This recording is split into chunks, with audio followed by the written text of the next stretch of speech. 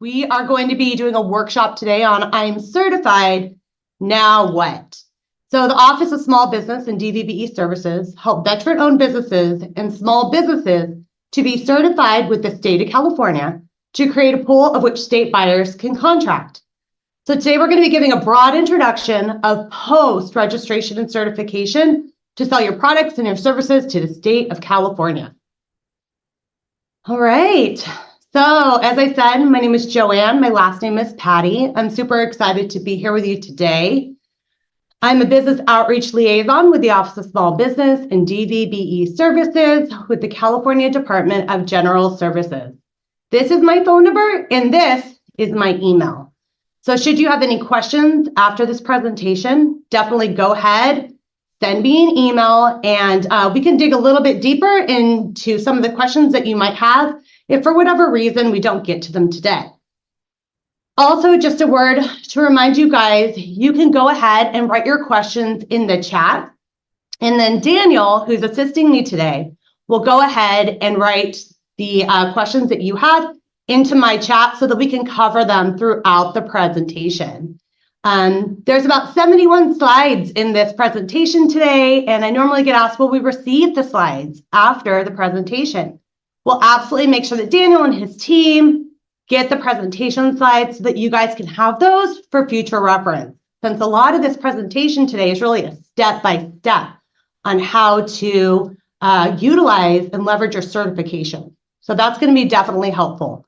Throughout the presentation, there'll be little slides of Q&A, and that's where I'll go check the chat and see what questions you guys might have. All right, so what we're going to cover today, we're going to cover the following 8 topics in this presentation. So we're going to cover eProcure profiles. So if you guys attended the first webinar that happened last month with my colleague Megan, she went over how to get registered and certified. So hopefully at this point, you've gone through the process, you're registered, you're certified with the state of California, and now you're ready to learn what to do next. So we're going to go into those keywords and those United Nations Standards Products and Services codes today and take a look at those.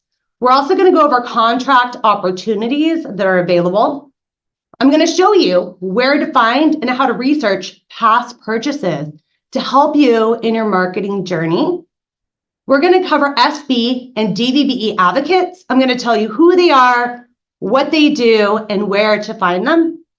And then we're going to cover reciprocity partners. So those are cities, counties, local governments, and UC systems who actually honor the state of California certification, even though you don't have their specific certification. So very helpful. And then we're going to cover emergency contracting. I'm going to show you how certified firms can be more involved in the state of California's emergency contracting. And last but not least, it might be a little bit of a review for some of you if you've attended any of our other webinars, but super equally important is commercial useful function. And those are just the laws and regulations that really go along with having a state of California contract. So it's really important to know. All right, so as I promised, we're going to kick it off with the eProcure profile. And your eProcure profile is really similar to the profile that you maintain with lots of organizations. So be it professionally or personally, the information you have on your profile generally consists of contact information about you, and in the case of eProcure, your business. So there's basic information like your phone number, your email, your mailing address, your website, and even your physical address of your company. You also have information on your profile that describes what you do. So essentially what products or services you're going to sell to the state of California. And these take the form of keywords and United Nations Standards Products and Services codes. So keywords and UNNSPSCs are one of the most significant parts of your profile when it actually comes to getting contract opportunities. And they're also the most common parts of the profile where we see a lot of business owners actually make a few mistakes.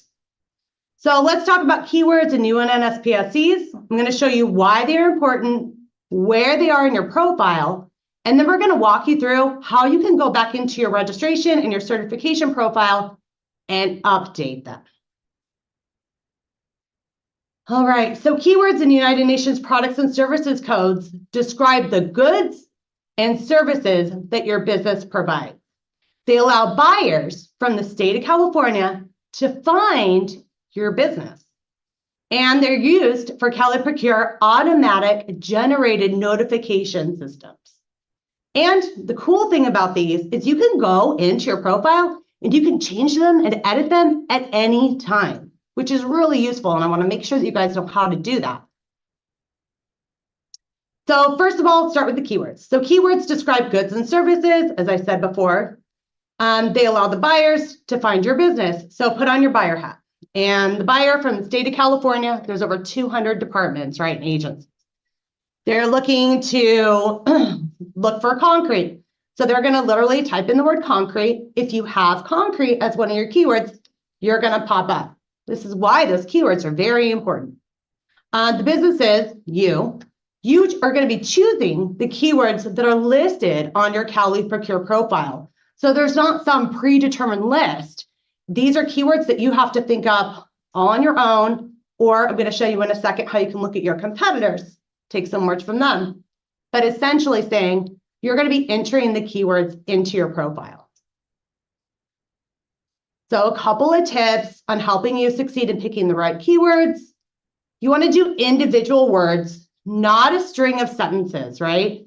So you can use singular and plural, right? Pencil, you can use pencil and pencils, for instance. Common words and technical jargon, broad words, and then very specific words, and synonyms. So synonyms are really huge, right? So for instance, garbage, trash, waste, they all mean the same thing. But let's say that I'm a buyer from the state of California, and I'm looking for trash removal services. So I'm typing in trash removal, and your company doesn't come up because you wrote garbage, but you forgot to write trash. So you may not come up in their search. So it's really important that when you're putting in those keywords, you're thinking about what somebody who's not necessarily the exact expert in what you do, but is searching broadly, what terms might they use to describe the products and services that you can sell to the state of California, and use synonyms. So trash, garbage, waste, they kind of mean the same thing, but they're used interchangeably. You can use multi-word keywords as appropriate, like information technology. That's totally okay. And then I mentioned it before, but I want to mention it again. You can copy keywords from competitors.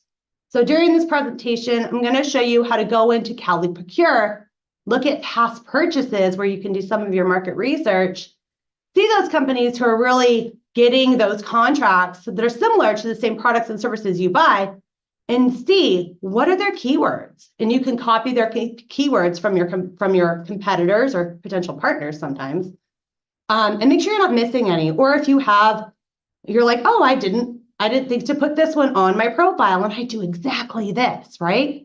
It is totally okay to plagiarize here. We tell everybody to do it, not a secret. So use copy those words when you see them. All right. Moving onward for United Nations Standards Products and Services Codes. That's what I mean when I say UNNSPSCs. And what they are, it's an 8-digit number followed by a written description. And it identifies a good or service, not an industry, right? So if there's any of you guys out there who have done any kind of federal contracting, some people often get these mixed up with NAICS codes. These are not those. These are different, okay? These are good and services, where NAICS codes are more about industry. So they're separate. These codes actually allow the buyers from the state of California to find your business. And then they also allow you to get those automated generated notifications in eProcure when a solicitation comes up in the CSCR and it matches one of your UNNSPSC codes. You'll get notified and you'll get an email into your email box when it hits those. So furthermore, with UNNSPSCs, each code is part of a hierarchy. Okay, there's 4 levels, as you guys can see here. And the higher the level, the more zeros the code has at the end of it. And then the description just gets broader and broader and broader. So the first level has the broadest category, and you can see here paper, materials, and products, with a code that only has the very first 2 digits specified. Whereas level 4 has all those digits specified, and the description gets more and more specific. So we recommend that you select any of these codes that accurately describe the goods and services that you're actually able to provide. So you can use a level 1, 2, 3, and 4 if you fit in all that criteria. Absolutely. Another way to think of it, if I have some visual learners out here, level 1, just like an upside down triangle, right? So level 1 is just very broad. As the levels go up, 2, 3, and 4, they just get more and more specific. Again, choose any that accurately describe the products and services that you do. Okay. There are some differences of how UNSPSCs work in the bidder profile and then in the certification profile. Okay, so I want to be very distinct here in that after you get registered and certified within caliprocure.ca.gov, there's actually 2 different places where you're going to be entering and updating these codes and these keywords, okay? There's your bidder profile, and then there's your certification profile. So in your bidder profile, which is on your work center, when you log into CaliProcure, it says My Account. That is your bidder profile. The information that you input here is not publicly displayed. So the information in your bidder profile under your account is private only to you. Only you can see it. And the codes that you list here in CaliProcure system, you'll get the CaliProcure system generated notifications, okay? So the codes that you actually list here in your private profile can be aspirational in goods or services. So let's say I'm doing plumbing work, but I'm kind of thinking about adding landscaping to it. Well, in my private bidder profile under my account in CaliProcure, I could add some UNNSP codes for landscaping just to kind of see where the market's going to go, right? To see if it's worth my time to actually do that over time. Because it's not publicly displayed. It's in my private bidder profile. So that means I will get automated generated notifications whenever a solicitation comes out that meets that landscaping, because it's just aspirational. So I can put aspirational things I'm thinking about doing to see where the market is going in my bidder profile. The certification profile in CaliProcure is the publicly displayed profile. That means everybody, whether they're logged in or not into CaliProcure, is going to be able to see this information. So buyers throughout the state of California are going to be going here and looking at your profile. So this actually must be very, very, very accurate to what you're currently doing right now. So this should not be aspirational, okay? Okay. Selecting UNNSPSCs. So businesses can search for codes directly in CaliProcure in the registration process, and then again in the certification process. So when you registered and became certified in CaliProcure, you went through this process. And it might seem like you did it 2 different times. I'm going to walk you through it so you can see the difference, because sometimes it could be a little bit confusing. You're like, I just did this. Why am I doing it again? Because they serve 2 different purposes. Bidder, which is private to you and can be aspirational, versus public certification profile, which needs to be accurate to what you're currently doing, okay? You can also search for codes at the DGS website. Do not use the general UNNSPSC website, which is a humongous list. And I'm telling you, don't use the generalized UNNSPSC website, because there are some codes on there, some UNNSPSC codes that the state of California has marked as inactive, okay? They don't use 100% of all those huge codes. So you really want to go to the website that's here on your screen.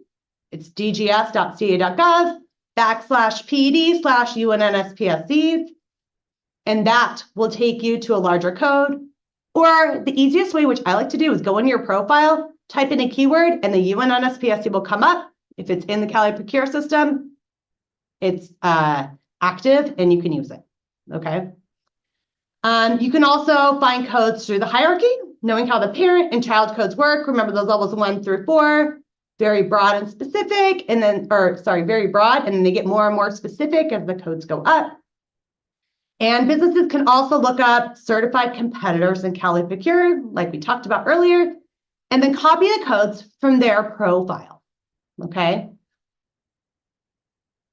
So now, it's the moment you've all been waiting for. I'm going to demonstrate how to update your UNNSPSCs and your keywords. And we're going to start with the registration or the bidder private account. Okay. So first, you're going to go to caliprocure.ca.gov. This is the website. You guys are excellent. You're pros at it by now. You know it well. It's where you want to get registered and certified. Okay. And you're going to want to go ahead and you're going to want to log in.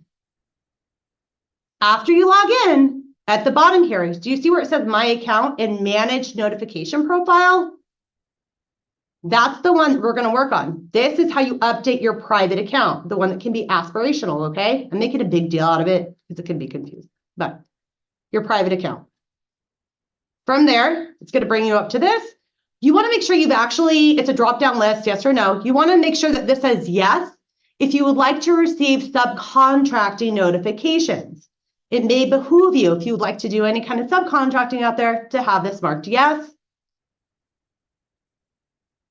From there, you'll go on to this page, and it asks if you would like to receive CSCR bidding opportunity notification. What that means is just current solicitations as they come up that match your UNNSPSC codes.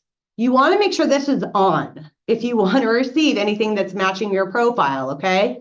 So that's pretty important. And then on the left, you can add the email address that you want those notifications to actually go to. On the right-hand side, you can add the service areas you want to receive the notifications about. So maybe you only want to receive notifications about Southern California and you're not really interested in opportunities within the Bay Area. It's totally okay. Otherwise, you can do it statewide. And you just click that little box that says statewide right here. Then you're going to want to search for United Nations Standards Products and Services codes. Right there, it says UNNSPSC descriptions. So we recommend by searching by description. And what you're going to want to do is type in words that match the products and services that you sell in order to find the relevant codes. For instance, garbage. What are your keywords, right? So we use the word paper here. And we typed in paper. And it's going to come up with the search results. And you can find the relevant codes that go along with paper. You're just going to check the boxes of the codes that you want to add. And then you scroll down and you click add at the bottom. And the codes are going to then appear on the right-hand side.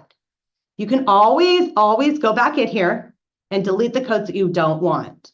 So again, remember, this is the private area where you can put aspirational codes in here if you would like to. Okay, so Daniel's going to go ahead and he's going to put in some questions that you guys might have here in the chat. But we have a whole bunch of slides left, lots to show you. So thanks for hanging in there with me. But we're going to go ahead and bring up the chat and see what we have. All right, so can you have too many keywords? You want a very, very long list of keywords. I don't think you're going to exhaust it. You want a very, very long list and pretty much anything that you can think of. So you can't have too many keywords. You just want to make sure that they're accurate to what you're selling, right? Can you explain the importance of researching past purchases and how will it inform my bidding strategy? Awesome question. The second half of this presentation is all about looking in skippers and past purchases and doing market research. And so that one's coming up, I promise. I'll circle back to that one, okay? I hear you loud and clear. It's one of my favorite things to show you. All right.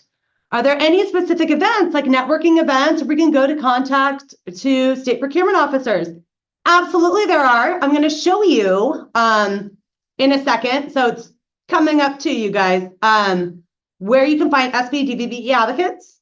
And then I'm going to show you where you can go on CaliProcure to find events. And then also other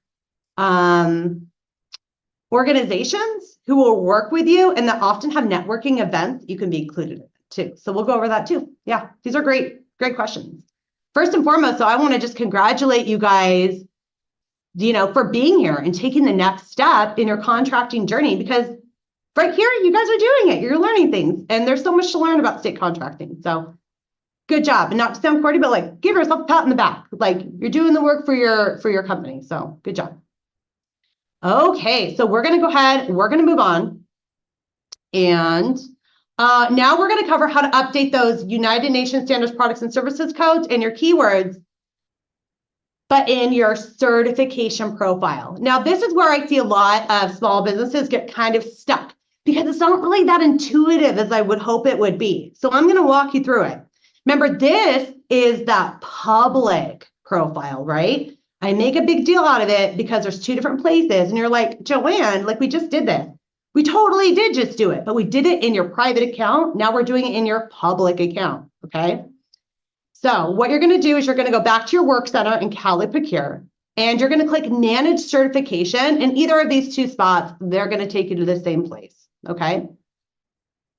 And then this is where it gets tricky because you're going to actually want to click Amend Application. We're actually not going to be amending your certification profile, though. It makes a lot of people nervous, right? But this is how you have to go in to update those keywords and UNSPSCs on your public profile. So click Amend Application. From there, this page is going to open up, and we actually need to navigate to the Others tab, which is on the very top.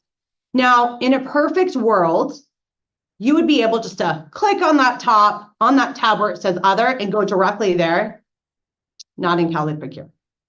Okay, so what you actually have to do to get to the Others tab, because that's the tab that we want to be, if you can see it on the top there, highlighted in red, you need to scroll down and you need to click Save and Continue.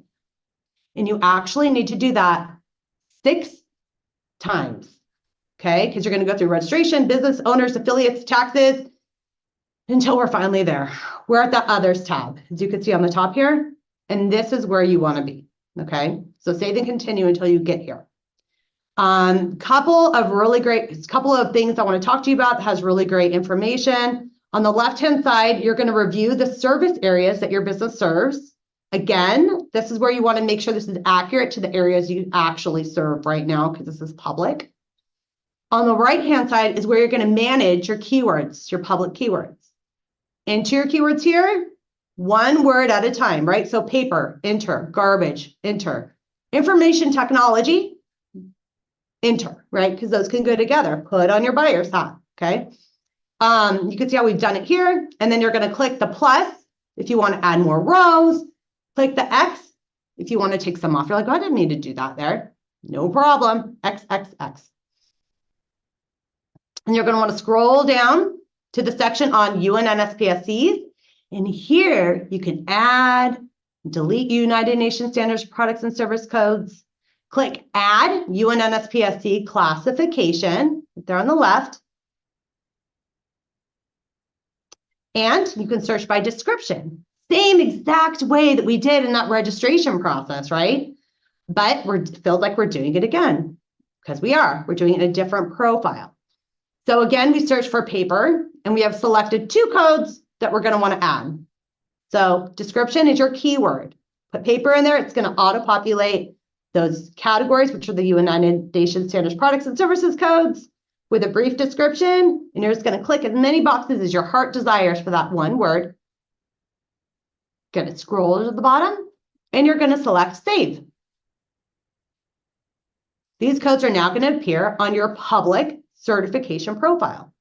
If there's ones in there that are old and you're not doing that service anymore, cool. Click the red X. They'll get out of here and they'll go away. Okay, so I made a big deal out of registration, private bidder process, and the difference between the private one and the public one, okay? Because you do it 2 different times, but it feels like you just did it. Not deja vu. You're doing them 2 separate times for 2 different reasons, okay? So I do want to touch on the supplier diversity information before we move ahead and take questions. So in 2022, the Department of General Services, where I work, they began to collect voluntary diversity information from certified businesses currently registered and then any new businesses within their eProcure profile. So collecting voluntary data diversity is really a part of California's commitment in order to support diversity, equity, and inclusion in state procurement. So we actually recommend that all businesses, when registering with the state, go in here and complete the diversity data. And the diversity data will enable the evaluation of really the effectiveness of the state of California's existing outreach programs and to provide a better understanding of where we actually need to go in and do targeted outreach efforts. The goal is really just to ensure that California's supplier base is really reflective of our diverse state. So just a couple of reminders, the information is completely voluntary. You can go on there, you can change, you can remove it if you don't want it on there anymore. And it is located in eProcure. By putting in any of this information, it does not in any way grant a contracting preference, and it does not affect your contracting efforts either. The information is publicly displayed on your certification profile if you get certified. And for any more information about this or questions, you can go to dgs.ca.gov/PD-supplier-diversity-program. It's right there. All right, and this is how to get there through eProcure. You're going to log in, eProcure.ca.gov. You're going to log in, and you're going to see your work center with all information. Under My Account, you're going to go to Manage Diversity Information, and you're going to be able to enter or update your supplier diversity information here. Okay. We're going to go through finding contract opportunities, but before we do that, I want to check in with Daniel to see if we have any questions that I need to answer. So we'll check back in over here on the chat real quick. We'll give Daniel a second. Perfect. I'm going to go ahead and keep going then, you guys. We'll come back. So we're going to talk about finding contract opportunities, okay? So the CSCR, so my acronym for California State Contracts Register. We love our acronyms at the state. This is where you're going to go to find public competitive bidding opportunities, and it's also a place where you can actually post advertisements indicating that you're a prime contractor looking for a subcontractor, or the other way around. Maybe you're a subcontractor looking for a prime. I'm going to walk you through it, of course. All right, so to get there, you're going to go to eProcure.ca.gov. You guys are pros. You know this website, okay?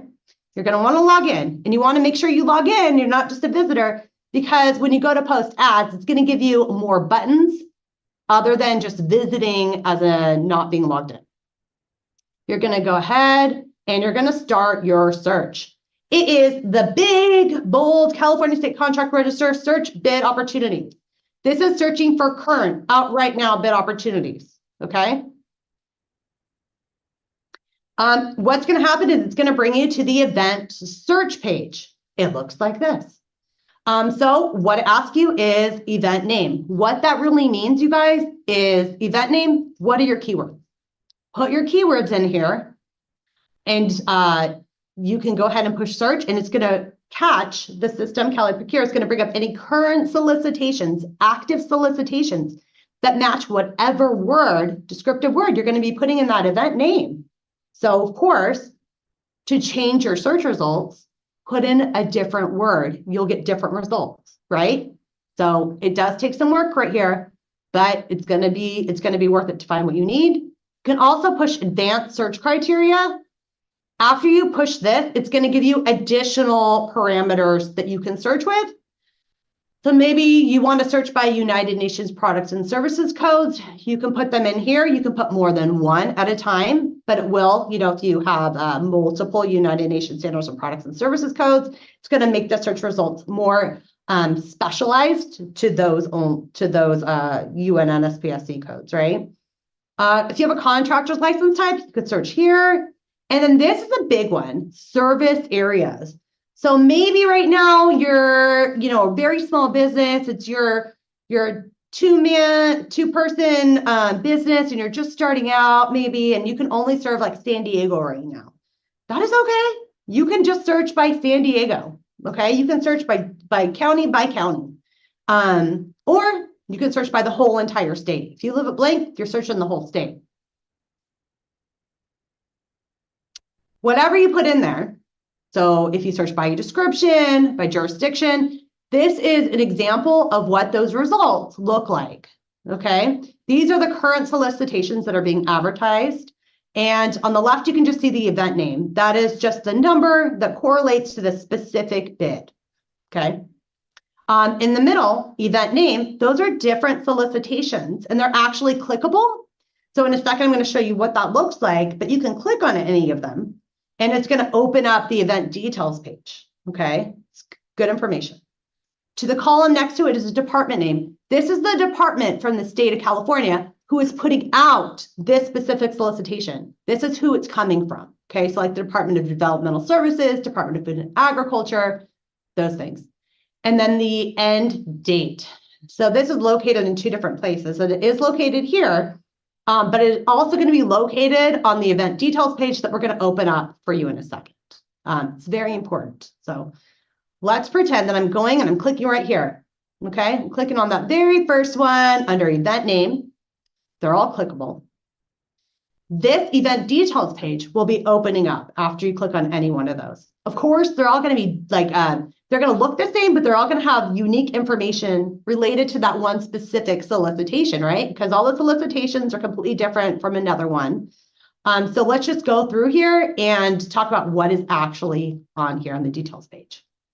So of course, it has the department. This one is Department of Transportation, for instance. That's the department where it came from.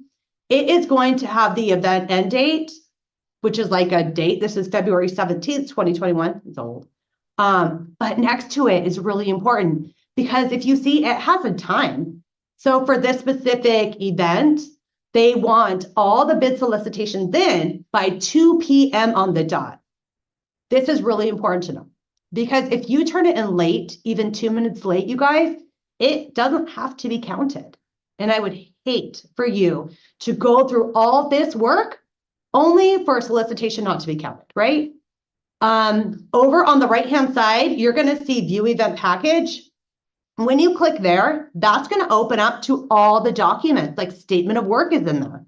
How you submit this bid is going to be in there. That means you can mail United States Postal Service, mail your bid in sometimes, depending on the bid. That might take 3 days to get there, right? You want to give yourself plenty of time if you plan on submitting your bid so it gets there before that date and the time. Otherwise, they'll tell you if they want it emailed, for an instance, and give you the exact email to where it goes. You find all this information, the insurance, if there's any subcontracting, all those things, forms that you have to sign and fill out under event details, okay? So do not overlook that. And then you'll also see, when you're logged in, you're going to see that you can click on Post to Vendor Ads. If you want to post an advertisement, as I was telling you earlier, about a subcontractor seeking a prime or a prime seeking subcontracting work. Now, when you post these vendor ads, just a couple things to remind you about. These vendor ads are specifically and only for this specific solicitation that you're currently opening up. Okay, it's not for other ones on the CSCR that you might open. It's for one specific ad, one at a time. Okay, I'm going to show you how to do that in 1 second. On the next page, we're going to go over what that looks like. But I don't want to miss the contact information on here. Now, this person right here, this person is who you want to contact only if you have questions about this specific solicitation. This is not the person who you want to market all of your products and services to. This is not that person. This is not the advocate. And we're going to go over that in a second, right? The advocate, who I'm going to show you where to find them, is the person you want to do your marketing to. This is not that person. This person is concerned right now about this specific solicitation and is there and concentrating on this specific solicitation and is able to answer your questions specifically for this specific solicitation. I think you got the point, right? Yeah. There's also the pre-bid conference. Sometimes pre-bid conferences are mandatory, and that is where they post any public information or answer any of the questions that you've asked. Just a pro tip for you guys, if you're going to be contacting the contract administrator for this, I recommend you do it in writing.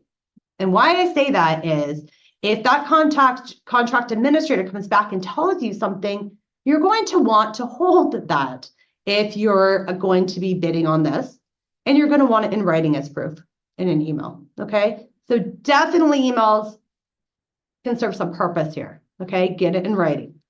Make sure if there's a pre-bid conference that you attend it if it's mandatory, or somebody on your behalf attend it, okay? You wouldn't want to lose out on a RFP or a bid, for instance, because you didn't go to the pre-bid conference. That would be really unfortunate. Okay, so let's go back to posting vendor ads, right? So as you can see here, when you're logged in, you can post vendor ads or you can view the vendor ads, but we're going to go into what it looks like to post one. So this is where you can make your advertisement, your post, and you can enter your name, email, phone number, and enter the title of your company. And then you want to put a deadline for anybody who's interested. And it's just a general deadline. So if there's if you're a prime and you're looking for a subcontractor, give them a deadline, but you need to hear by this time. And the other way around, if you're a subcontractor looking for a prime, give them contact me by this date. You can also select if you're a prime seeking a subcontractor or a subcontractor seeking a prime in here. And then you're going to enter your advertisement in the description box right down there. And all you have is this text box, so you want to make sure it counts. We recommend that you put your certification number, as you can see in this example, your eProcure certification number, so that those interested businesses can really easily find you in eProcure and then reach out to you directly if they're interested in working with you, okay? And I think that there's only 2,000 characters, so that's every comma, that's every $sign, that is every comma. So short, sweet, to the point here, okay? All right, we're covering a lot. The next slide after these questions, you guys, is we're going to do the market research and past purchases. I didn't forget about you. I promised it was coming up. It's next. But for that, I want to go over to chat. Let's see what we got. Okay. What happens when a prime subs a DVBE but never uses? Okay. What happens when a prime subs a DVBE but never uses? So let's just say that there's a contract. Okay, so a prime contractor, I think this is what you're asking, who contacts a DVBE and then they don't end up using the DVBE. So that's interesting. And that's something that you would want to, first of all, you want to contact them and see what's going on if you haven't contacted the prime yet. And that might be or may not be a CUF violation, which is lots of rules and regulations that go along with having a state of California contract. You want to make sure that you're not being used as a pass-through, saying that they are working with you when they're really not. At the end of this, we're going to go over CUF. If you have any questions, you can contact the prime or contact that original administrator or the advocate, which I'll show you, to ask additional questions. Because every contract is absolutely different and everybody's experiences is really unique. Also, feel free to email me and we can dig a little bit deeper into your specific scenario. And then I can help you look at it for more accurate description. I hope that's what you're asking. And then can we see who else bid on our RFP? No, it's not going to tell you that. It will, you can request it, right? So you can request it and then you're going to be able to look in past purchases to see who won it. But it's not going to have like a list of organizations who requested it. You could do a public records request after the time has closed and they've selected a winner. Like if you get a notice saying that you were not selected for the RFP, for instance. Sometimes they have an evaluation score and that they may be able to share that with you, but you could do a public records request and you would do that to the contract administrator on there for that specific solicitation for any additional information. But there's not going to be like some list on eProcure about who applied. Can we post ads on eProcure? Yep, we just went over that. And do we choose target audience or how does the process work? I think we just kind of went over that. You would just go into that specific solicitation and then you're going to make sure you're logged in and you're going to click post ad. And then you can click if you're a subcontractor looking for a prime to work with, or the other way around, a prime contractor looking for a sub to work with, into your description. And the people will be able to reach out to you directly from there because they know that you're interested in that specific procurement. All right, moving on. Great questions, you guys. All right, as promised, my favorite thing, we're going to talk about researching past purchases. You research past purchases for a few reasons. To do market research is one of the biggest things for this. And this is through the State Contracted Procurement Registration System, affectionately known as SKIPPers, because we love our acronyms here.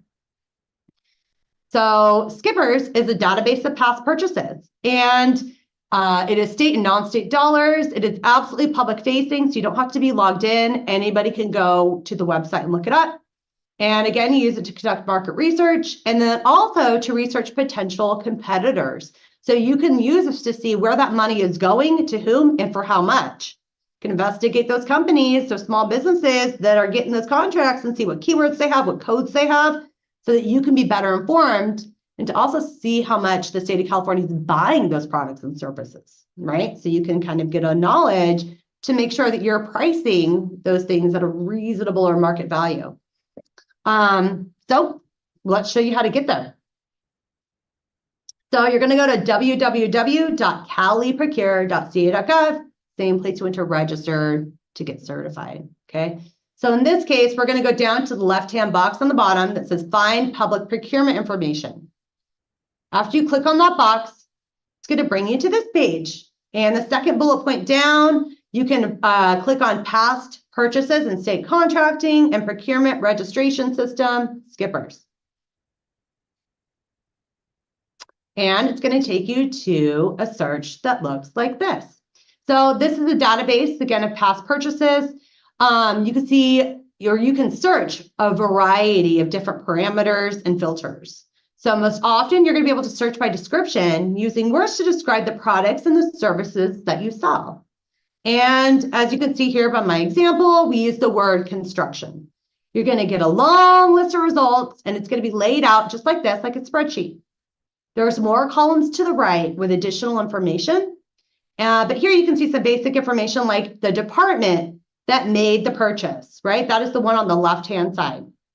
Then you can see the business that it went to, how much money was spent. And you can actually download this information and analyze it to help you determine which departments from the state of California are actually buying your products and services, which businesses have received and won those contracts with the state of California for the same goods and services that you actually provide, okay?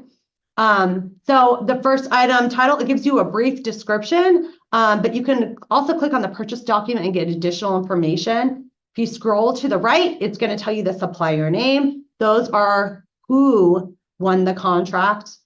And then you can copy them and search that business within CaliProcure to see their keywords and their UNNSPSC codes, okay? Now I'm going to make kind of a big deal here. Pro tip. Now, let's say we're using a different description. Remember, description means keyword, right? And you put different keywords in order to get different results, just like when we searched in the current solicitations, right? Same thing here.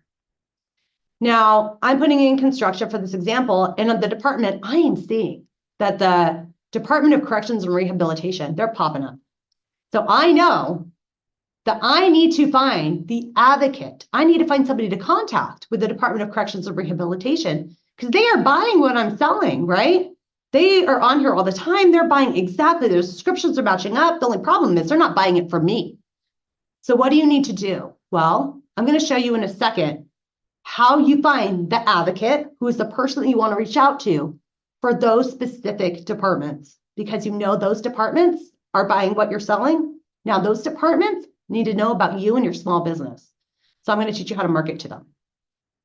Are there any questions before I introduce you to advocates who are going to be your new best friends you didn't know about? So I'll wait right here for Daniel really quick to see if there's anything in there. Are the ads only for buyers?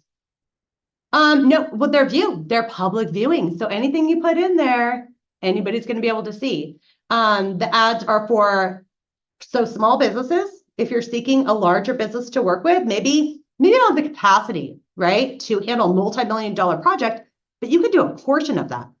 So you want to work as a subcontractor to a prime. So you'd place an ad as a subcontractor on a specific project so you can get a piece of that pie. Because you can't take on the whole thing because you're a small business, right? Makes sense. Maybe you're a prime contractor. And the requirement to win this contract is you have to have so much of a percentage of DVBEs or SBs in order to fulfill this. So you need to go on there because you're aiming to get this project. but you need some SBs and DVBEs so that you can get on this contract, right? So if you're a prime contractor looking for smaller DVBEs or SBs, then you go on here to post an ad looking for those firms, small businesses or DVBEs who are certified with the state. They can come work with you on this project. So it goes both ways. All right. Now I will introduce you to advocates. All right. So you heard me talk about this a lot, but now hopefully it comes full circle for you guys, okay? Your marketing mystery. So advocates are any agency or department that actually procures $100,000 or more a year, actually must have a small business and DVBE advocate, okay? These are state of California employees, just like me, any of my colleagues, who actually work for different departments throughout the state of California in purchasing or their procurement division. These can be a manager, they can be an analyst, they can be AGPA, like it varies. But these are the people who essentially are going to be the go-between between the buyer from the state of California and you, your certified business. The advocate is there to ensure that their department is including small businesses in DVBEs and state of California procurement for their department. All right, so that is what they're there for. They're there to help you help certified businesses contract with their specific department. They can help you guys with prompt payment. So the state of California, they have to pay you within 45 days after undisputed invoice, or there's late payment penalty fees that will incur, making them want to pay you within those 45 days if you're a certified business. They're the person that go between that to help you talk about those things. They're also in their positions to help their buyers find those new businesses, right? So their purpose is seeking out new certified businesses. And your guys' homework is you guys need to actually reach out and contact them, okay? So remember when we looked at past purchases? I made a big deal out of that department, didn't I? I did it for a reason. So I found a department and they are buying what I'm selling. I need to find that department on a list. I need to find the advocate because that's who I'm going to market my products and services to. So Department of Corrections and Rehabilitation, I need to go to this thing called the Advocate Directory. I'm going to show you how to find them in a second. The Advocate Directory is a list that holds the department name followed by the name and the contact information of the specific advocate for that department that I looked up in past purchases and skippers who's buying what I'm selling, okay? So when I find their information, which I'm going to show you in a second, there's some stuff that I want to do when I reach out to this person, okay? So when I contact an advocate, I want to make sure that I give them my contact information. It's a no-brainer. You guys make sure that your company information is on there. Your name, your company information, your phone number, your email. You absolutely 100% want to put your certification ID number in there. Pro tip for you guys. It has been told to me by multiple advocates that when you're sending an advocate from any state of California department an email, it may behoove you to put your certification number in the subject line followed by your company name. This is because those advocates get many emails every day. But if you put your certification number in that subject line followed by your company name, you're easily identified as a certified firm when reaching out to them, okay? That takes you away from all the other emails that they're getting with various subject lines. So that's my pro tip for you today. You heard it here first. You will also want to list what you do, and you can do this through a couple of ways, and one is through something called a capability statement. Ta-da! This is an example of what a capability statement is.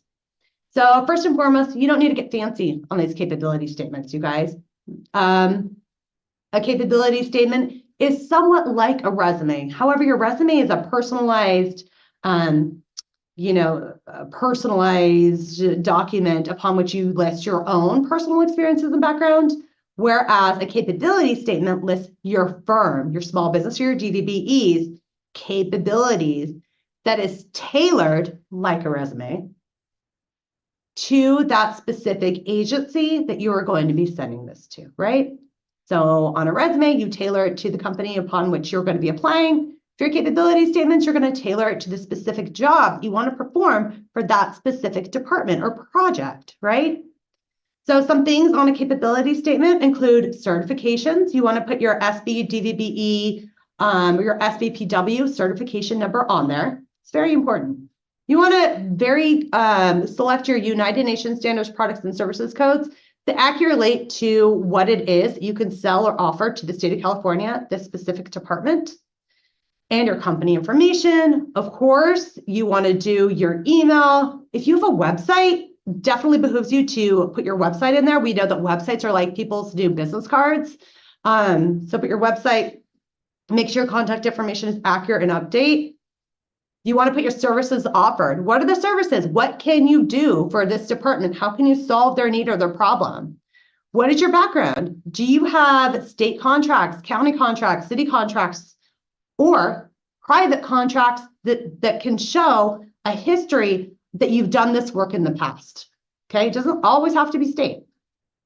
And then why? What are your differentiators? What makes you stand out? What makes you different than everybody else who's applying to this, right? So tell us a little bit of your background. Do you guys have any service awards? Anything like that too? Certifications, you can put those on here. You want it one page, short, sweet, to the point, because they get a lot of these. And what areas do you serve? This is important because maybe you're small and you're starting out and you do window cleaning and you're only going to be able to do that within the San Diego County. That is okay, right? But make sure you put San Diego County, because if you send this and it goes to Redding, unless you're going to drive to Redding during the day for window cleaning, or you have, other people up there, that might be kind of a stretch for you, right? So make sure you put your service area. Also, when reaching out to an advocate, you want to make sure that I would recommend you definitely do it in writing. So you're going to want to reach out to them, do it in writing, email. You can ask them, do they have any current or upcoming contract opportunities, right? They are the ones for their specific department who's going to be able to tell you if there's anything coming down the line. But they're having a project that's coming up, they're going to know. I'm not going to know. They're going to know. And can you include me in any relevant solicitations? And then do you have a list of any commonly purchased goods or services that you might include me with? But just a heads up, you guys already know what they're buying, what they're selling. That's why you're reaching out to them, because you already did your market research in skippers and past purchases. You know they're buying what you're selling. That's why you're reaching out to them, right? All right. So let's go ahead and open up to questions before we go on. We're a little bit more than halfway through. We still got a whole bunch of more slides, but let's check the chat real quick. Daniel is busy. Oh my gosh, there's some questions. Do advocates give advice to us on one-on-ones? For example, would they review our capability statement or provide feedback? Maybe. It depends on the advocate. They see a lot of capability statements. The thing with them is they're very, very busy, right? So as much as I would love for just my audience to be able to reach out and be the ones to, get all the information, they receive so many emails. They are inundated with emails. So the goal is to create relationships, just like you would in the private industry, right? You want to build trust. You want to build relationships with these advocates because they're going to be the ones who are the go-between between you and the buyer. They're there to advocate for you on behalf of you for the buyer. Pick them. They're great. They're so responsive. They're so wonderful. So you want to really be like, hey, do you have 15 minutes? I can go over my products and services with you. I would love to meet you. You want to find them in networking events. Get in front of them, right? Have your capability statement with you. Memorize your certification number when they ask you. It rolls off the back of your tongue like that. Things like that. They may give you advice. It really depends on their capacity to tell you. Do advocates only help during the initial contact, or will they help you through the entire contract? They can help you. So not only like through an entire contract, they're there to help you for lots of things, right? So they're there to help you with prompt payment. So that's payment. That's after the award is done. They're there to help you and include you in new solicitations, purchases coming down the pipeline, to tell you upcoming projects, everything like that. So throughout your time as a small business. I have a question. I'm a SDVOSB and I win. A contract with a projected dollar amount, but the company never requests my services. SDVOSB is not a state certification. So we have SB, SBPW, so Small Business per Public Works, and then DVBE, so Disabled Veteran Business Enterprise Services. So that kind of sounds like one. If you need specifics, either contact Albert if that's one of the federal certifications, or email me directly and we can dig a little bit deeper in so I can get you exactly who you need to reach out to. And then any more, Daniel? It's probably gathering them up. I know all you guys out there are on YouTube and I appreciate it. I appreciate all your time. All right, let's move on. All right, next section. You guys are hanging in there with me so good. I hope I'm teaching you stuff. All right, so we're going to go and find training and resources, you guys. I'm going to show you how to find some stuff. So to find training and resources, you're going to go to www.caliprocure.ca.gov. This is also where you're going to go to find that SB DVBE Advocate directory. Okay, so you're going to click on finding training and resources, bottom box. From there, this is going to come up. There's some really good stuff in here, you guys. There's some amazing things. But for now, we're going to look at contacting an SB and DVB right there. Contact an SB and DVBE advocate, because I want to show you how to find these people that I just told you so much about.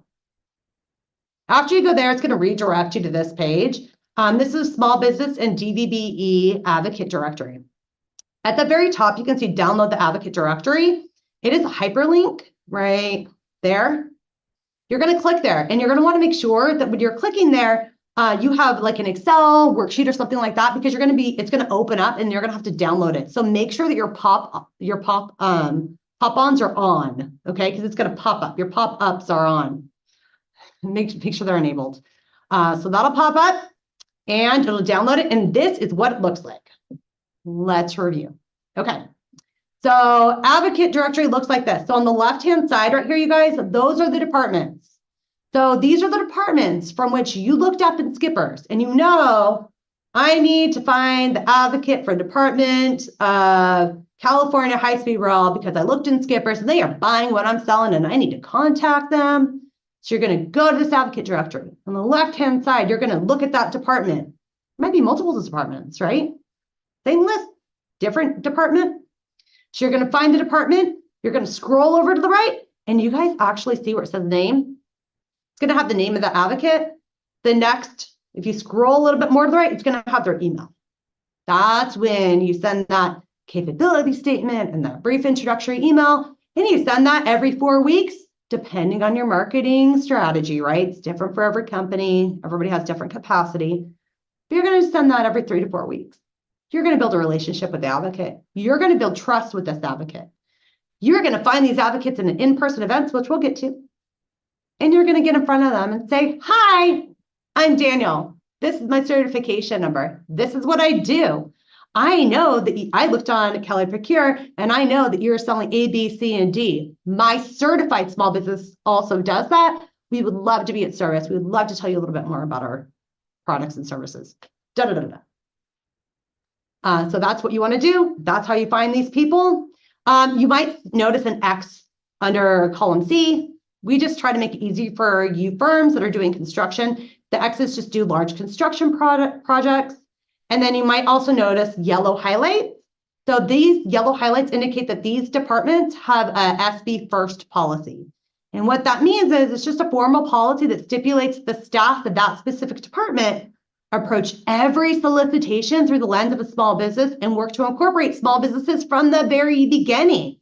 So that is just like the cherry on top of this list. And it's my favorite list. Pro tip for the day.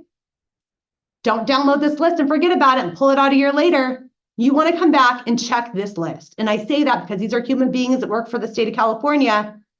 They might be an advocate today, but in a couple months, they could have moved. So you're emailing an email that doesn't exist anymore. Right?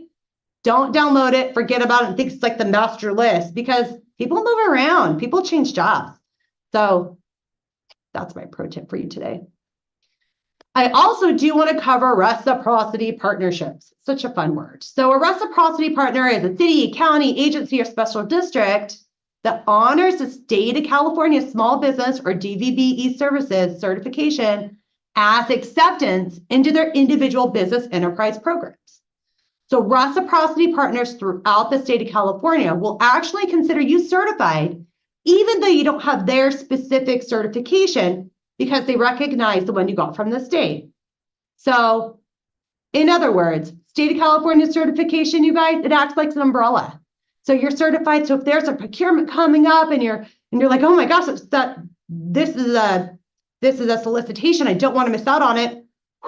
You can kind of take a deep breath because you don't have to go through the whole certification process all over again because you're already certified. These are one of our reciprocity partners. And what you need to do is you need to make sure you're just registered on their individual sites. But you're not going to have to go through the whole registration process or certification process all over again because you did it. You're already certified. Kind of like a deep breath in a way, okay? So state of California, we currently have about 45 reciprocity partners up and down the state, UC systems, school districts, cities, counties. This is where you can go to find that list. We're always trying to get more reciprocity partners, so hopefully this grows larger. But right now we have about 45, and that's where you can find them. One other part that I do want to cover with you guys is something pretty exciting, and it's called the SB-DVBE Emergency Registry. What this is, it's a dedicated portal for California certified businesses to register as a supplier of emergency goods and services. So unlike eProcure, this portal actually only includes businesses that provide goods and services from predetermined emergency categories. So what happens is state of California buyers can access the search of certified firms during the state of an emergency. So you're probably like, well, who can sign up? The SB-DVB businesses who are currently ready and able to support the state of California in an emergency. Emergency contracting requires fast around-the-clock turnaround times, and a business should not register unless you guys are very fully capable of immediately providing the goods and services that you list. Now, I say this for a couple of reasons. We know emergencies don't happen from 9 to 5. Emergencies happen at 3 o'clock in the morning when you don't have a babysitter and when you haven't gotten any sleep. They do. So if I'm a certified firm and I'm on this emergency contact list and a buyer reaches out to me at 3 o'clock in the morning and I have kids sleeping in the other thing and I'm super tired because I didn't get any sleep, oh, and I'm sick. And I don't ever get back to that person, or I tell them, no, I can't do it. That might, and emergencies happen too, right? People get sick, totally okay. However, if you do this like 2 times or something, and they're reaching out to you, I want you to remember that these buyers who are looking at your guys' firm on the emergency registry are the same buyers who are going to be looking at you in eProcure for other procurement opportunities. Same people. I would hate for them to remember that they tried to reach out to you a few times and you are not receptive, or you didn't answer them, or that you told them no a couple of different times when you're on this emergency registry, because they might remember you when they look at another procurement and go, oh, I've tried to get them on a couple of emergency procurements and they weren't able to work with me. So I'm not going to reach out for them here either, right? Keep that in the back of your mind.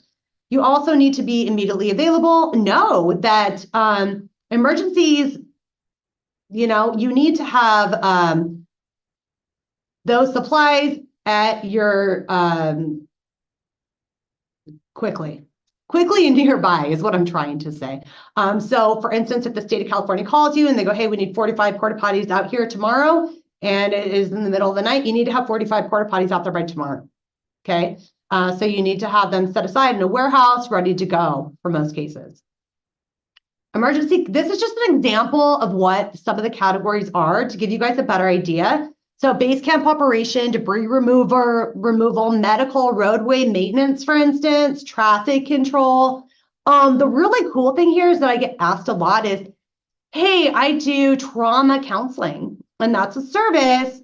Is that something that I can be on the emergency registry for? And I was like, absolutely. Like, get on that emergency registry because you never know what the emergency is going to be. People didn't see COVID coming, right? And all the things that went along with that. So definitely, there's going to be a category that says miscellaneous products. and miscellaneous services. And you can choose those categories. Pro tip of the day for this one from Joann is there's a box when you sign up for the emergency category, and it says description. The more accurate of description that you put in there, the more likelihood that you will be chosen for that specific emergency contract. Because during an emergency, those state of California buyers, they don't got all the time in the world. They need to make a quick, logical, and very good informed decision quickly. The more descriptive you are, the better off you're and more likely that you will be chosen for that emergency contract. So for instance, if I have a ladder, how big is that ladder? How many inches is that ladder? How will it reach? How many ladders do I have? The more descriptive you are about your services saves time. And in an emergency, that can sometimes mean a contract or not a contract. So there's that. Okay, in order to register, if you're interested, if I have not scared you away, which was not my intention by any means, but you're going to need your certification number. So the emergency registry, you guys, is an exclusive contracting opportunity only available to certified firms. It's only you guys that are certified, which is great. So you're going to need your certification. You will have to pick a category, which we went over, should be super easy for you guys because there's miscellaneous products and services. Pick whatever categories accurately describe what you currently can provide in the state of emergency. Description, we went over that one. Products and services, better description, the better. Business address, what areas are you going to be serving? Can you do the whole state? Can you only do certain jurisdictions? And then, of course, your contact information, after hours numbers. If I haven't dug it in your head enough, emergencies don't just happen from 9 to 5, they happen at 3 a.m. So make sure that you have a dedicated contact information where you're reachable at those times. Okay, to find it, this is how you find if you're interested. You're going to go to eProcure. It is different than eProcure, but you can find it through eProcure, okay? Okay, eProcure.ca.gov. You're going to click on Sell to the State. It's going to bring up this page. You're going to go down to SB DVBE Emergency Contracting. You're going to click there. It's going to reroute you to the DGS page to learn all about the emergency registry. Now I want to hit on commercially useful function. It might be a little bit of a review, but it's a review because it's really important. Okay, so we're going to go over it. So this and the next slide cover commercially useful function, and this actually applies to all small businesses and DVBEs bidding and participating in the contract. So that is any listed SB or DVBEs, as well as the SB or DVBE that or any substitutes that is listed during the contract term. This is regardless of the procurement approach or any payment method used. So you know that you're performing cuts if you're executing a distinct element of the work. You're doing what you signed up to do. Okay, you're performing, you're managing, you're supervising the work as was stipulated in the contract. You're negotiating the price, you're determining the quantity and quality, you're ordering, installing, you're making payments as needed to your subcontractors. You're not subcontracting a portion of the work that is greater than expected by industry standards. So that gets a little, what does that mean often with this one? Well, let's give you an example of construction projects. Department of Transportation, also known as Caltrans, for instance, they do huge construction projects, right? Up and down the state of California, and they require a lot of people. The subcontractors that they hire out for industry standards is much, much, much, much greater than, let's say, a single photographer who I hired to take my pictures. And then at the time when it's for my photo shoot, that photographer is not there, and that photographer is actually not doing 99.9% of the work because that photographer that I thought I was hiring for his capabilities and his photography subcontracts out all the work. That would probably bring up a red flag though, right? So different commercially useful function laws. Why this is such a big deal, you guys, is because if you are found in violation of commercially useful function, doing what you say you're going to do on a project, there could be potential for legal fees and fines, blacklisted from eProcure or certifications, and jail time. So I just want you guys not to scare you, but so you can be aware. So your business does not perform CUF if there's an extra participant in a transaction, a contract, or project through which state of California funds are being passed through in order to obtain the appearance of an SB or DVBE participation, not being used to perform the work as you said that you were going to do, no longer used to provide the goods or services listed on the initial bid response. So pass through, those could look like a couple different ways. It could say, you know, hey Daniel over there, I can get you, he works for the state. And I'm like, I can get you 1,000, or he doesn't work for the state, different example. He's my grandfather. And I'm like, Daniel, I could get you $1,000 every month and you don't need to do anything. And he's like, well, that sounds really great, Joann. Like, how are you're just getting me $1,000? And I'm like, yeah, you just don't need to do anything. All you need to do is I need your information from, you know, the VOA, because I'm just going to use that information to look like we're a DVBE, but I'll do all the work. You don't have to do anything. Okay. I'll give you $1,000 a month. And he's like, that sounds great. And so I'm doing that. Well, that's not legal. There's certain requirements for that, right? Like, he has to be more involved, things like that. He can't just be not even an owner, it's weird, right? So that would be not an okay situation. Another not okay situation is I go, hey, Daniel, and this time he works for the state. And I go, hey, Daniel, I can get you whatever you need. I can get you as many office supplies as you need for the lowest cost. And Daniel goes, wow, that sounds great.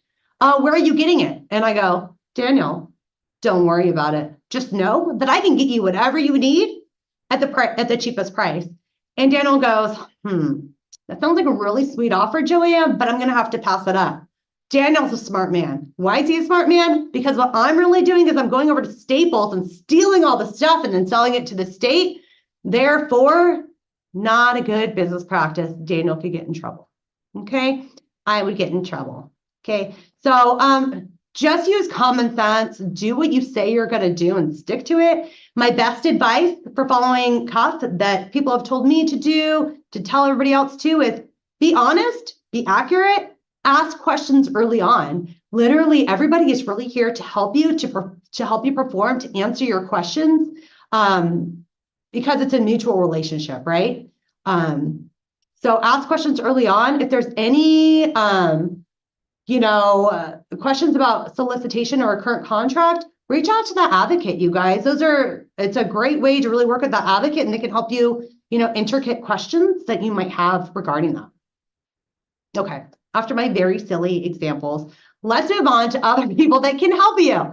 So small business development centers. If you're not already working with any of these no-cost resources, hopefully you are, because you're here today for this one. But if you're not already, there's a lot of organizations out there who can help you at absolutely no cost. One of those is small business development centers.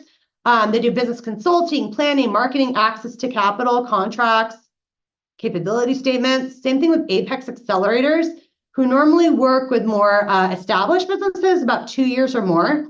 And then there's SCORE, that's like business entrepreneur mentorship. And they can help you with various different specific niche items of business at oftentimes as well. All of them are no cost to you. And they often have networking opportunities where the state of California is intricately involved, right? So we partner up with a lot of like the SBDCs, the Apex accelerators, for instance, any of them. And we actually have state of California officials and advocates who come out to these events. And actually make public appearances, and you want to get in front of those people with your capability statement and knowing your certification number to introduce yourself. Okay, so this is what we went over today. I know I also promised you about events, so I'm going to talk about that in a second. But we went to eProcure profiles, keywords in United Nations standards, products and services, contract opportunities. We did researching those past purchases where we looked at the skippers.